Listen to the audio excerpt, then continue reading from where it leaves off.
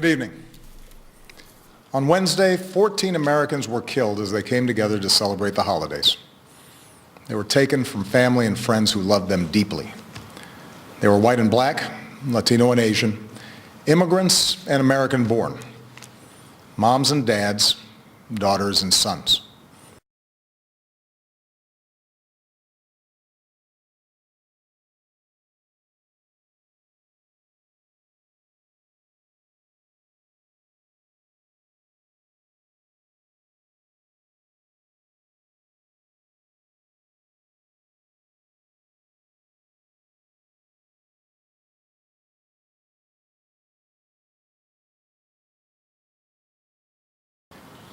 Tonight I want to talk with you about this tragedy, the broader threat of terrorism, and how we can keep our country safe. The FBI is still gathering the facts about what happened in San Bernardino, but here's what we know. The victims were brutally murdered and injured by one of their co-workers and his wife.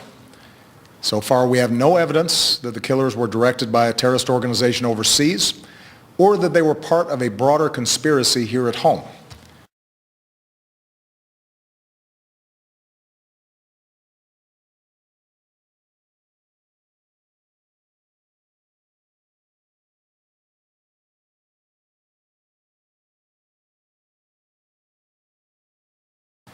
But it is clear that the two of them had gone down the dark path of radicalization, embracing a perverted interpretation of Islam that calls for war against America and the West.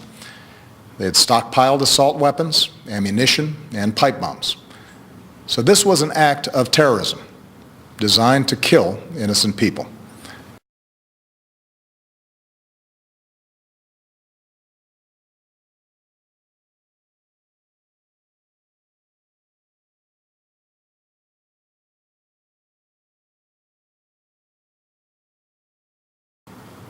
Our nation has been at war with terrorists since al-Qaeda killed nearly 3,000 Americans on 9/11. In the process, we've hardened our defenses, from airports to financial centers to other critical infrastructure. Intelligence and law enforcement agencies have disrupted countless plots here and overseas and worked around the clock to keep us safe. Our military and counterterrorism professionals have relentlessly pursued terrorist networks overseas, disrupting safe havens in several different countries, killing Osama bin Laden, and decimating al-Qaeda's leadership. Over the last few years, however, the terrorist threat has evolved into a new phase.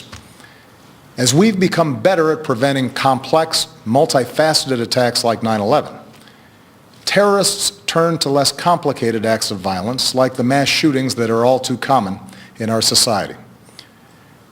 It is this type of attack that we saw at Fort Hood in 2009, in Chattanooga earlier this year, and now in San Bernardino. And as groups like ISIL grew stronger amidst the chaos of war in Iraq and then Syria, and as the internet erases the distance between countries, we see growing efforts by terrorists to poison the minds of people like the Boston Marathon bombers and the San Bernardino killers.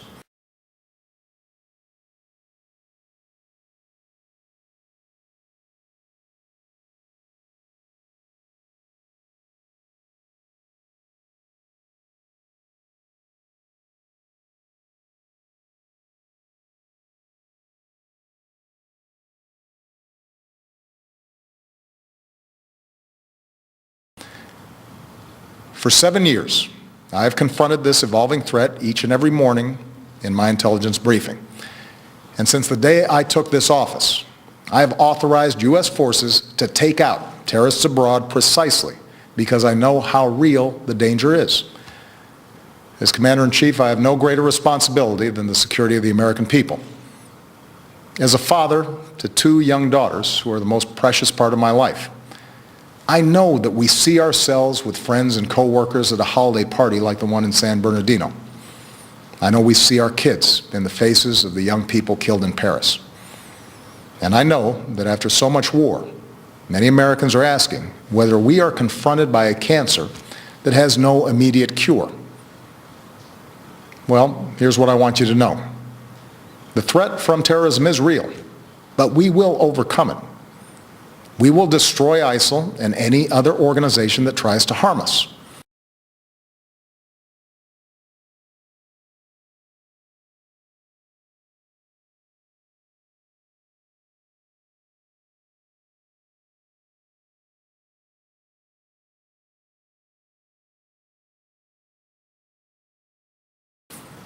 Our success won't depend on tough talk, or abandoning our values, or giving in to fear.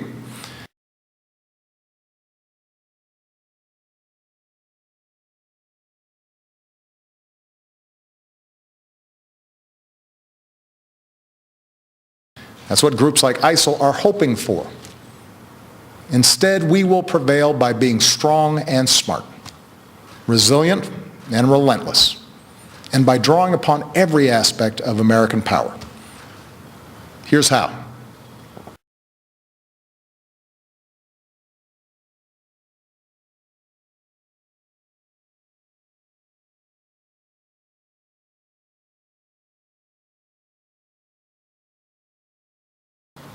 This is our strategy to destroy ISIL. It is designed and supported by our military commanders and counterterrorism experts, together with 65 countries that have joined an American-led coalition. And we constantly examine our strategy to determine when additional steps are needed to get the job done.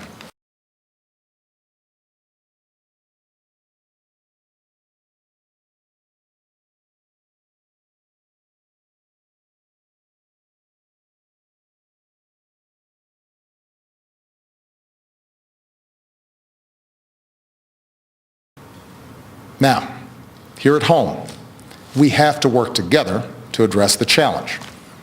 There are several steps that Congress should take right away.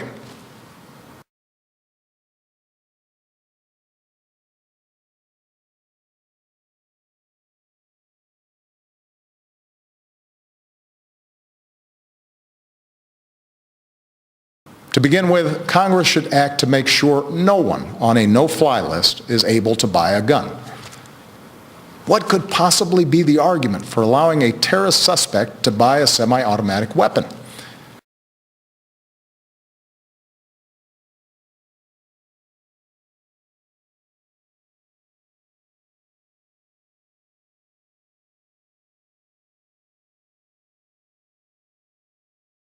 This is a matter of national security. We also need to make it harder for people to buy powerful assault weapons, like the ones that were used in San Bernardino. I know there are some who reject any gun safety measures, but the fact is that our intelligence and law enforcement agencies, no matter how effective they are, cannot identify every would-be mass shooter, whether that individual is motivated by ISIL or some other hateful ideology.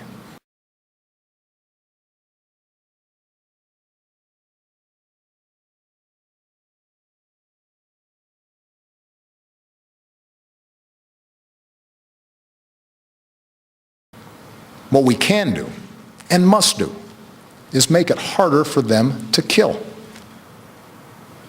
Next, we should put in place stronger screening for those who come to America without a visa, so that we can take a hard look at whether they've traveled to war zones.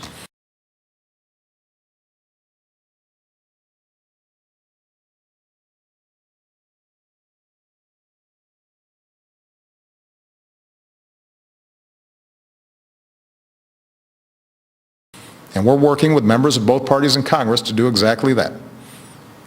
Finally, if Congress believes, as I do, that we are at war with ISIL, it should go ahead and vote to authorize the continued use of military force against these terrorists. For over a year, I have ordered our military to take thousands of airstrikes against ISIL targets. I think it's time for Congress to vote to demonstrate that the American people are united and committed to this fight. My fellow Americans, these are the steps that we can take together to defeat the terrorist threat. Let me now say a word about what we should not do. We should not be drawn once more into a long and costly ground war in Iraq or Syria. That's what groups like ISIL want.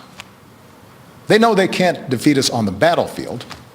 ISIL fighters were part of the insurgency that we faced in Iraq. But they also know that if we occupy foreign lands, They can maintain insurgencies for years, killing thousands of our troops, draining our resources, and using our presence to draw new recruits.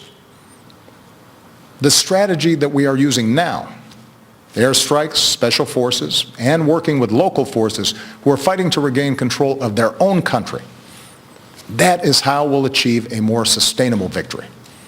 And it won't require us sending a new generation of Americans overseas to fight and die for another decade on foreign soil. Here's what else we cannot do. We cannot turn against one another by letting this fight be defined as a war between America and Islam. That, too, is what groups like ISIL want. ISIL does not speak for Islam. They are thugs and killers, part of a cult of death. And they account for a tiny fraction of more than 1 billion Muslims around the world, including millions of patriotic Muslim Americans who reject their hateful ideology. Moreover, the vast majority of terrorist victims around the world are Muslim. If we're to succeed in defeating terrorism, we must enlist Muslim communities as some of our strongest allies, rather than push them away through suspicion and hate. That does not mean denying the fact that an extremist ideology has spread within some Muslim communities. It is a real problem that Muslims must confront without excuse. Muslim leaders here and around the globe have to continue working with us to decisively and unequivocally reject the hateful ideology that groups like ISIL and al-Qaeda promote, to speak out against not just acts of violence, but also those interpretations of Islam that are incompatible with the values of religious tolerance, mutual respect, and human dignity. But just as it is the responsibility of Muslims around the world to root out misguided ideas that lead to radicalization, it is the responsibility of all Americans, of every faith, to reject discrimination.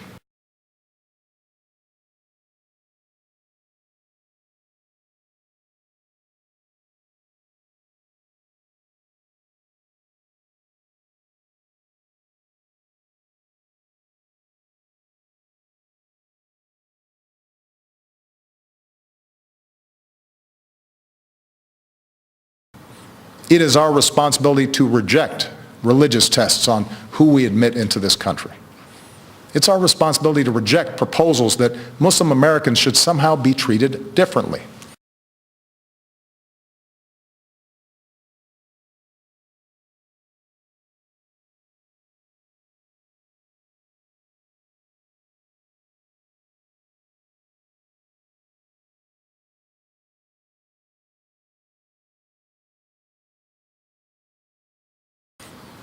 Because when we travel down that road, we lose.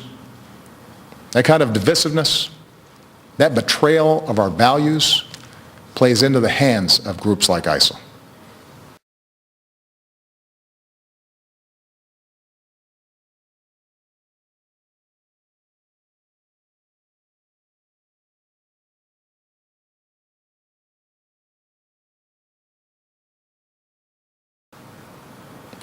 Muslim Americans are our friends and our neighbors, our co-workers, our sports heroes. And yes, they are our men and women in uniform who are willing to die in defense of our country.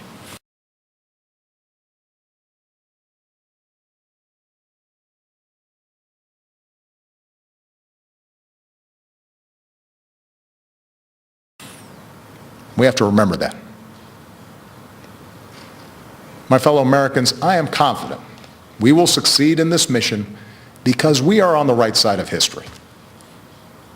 We were founded upon a belief in human dignity. That no matter who you are or where you come from or what you look like or what religion you practice, you are equal in the eyes of God and equal in the eyes of the law. Thank you.